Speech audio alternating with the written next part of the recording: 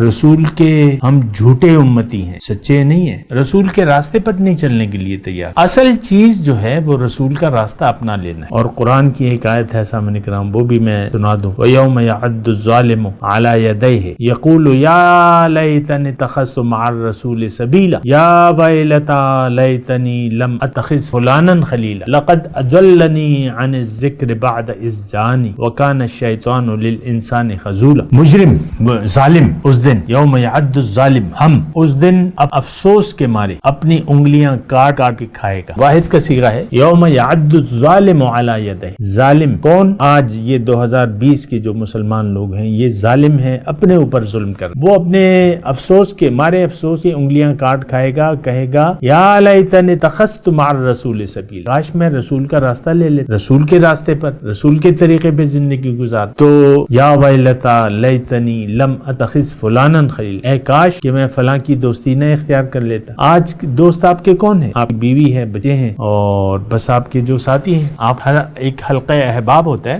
بہرحال یہ دیکھیں، یہ میں آپ کو کہہ رہا ہوں، لیکن یہ بات یہ ہے کہ میں تو اپنا ایک فرض سمجھ کے آپ کو بات کہہ رہا ہوں۔ آپ ہدایت پہ ہوں یا نہ ہوں، میرا تو اس سے واسطہ نہیں ہے، لیکن ہدایت پہنچانا تو یہ اللہ تعالیٰ کی طرف سے ذمہ داری بنتی ہے ہماری کہ ہدایت کو ہم پہنچائیں واضح طور پہ۔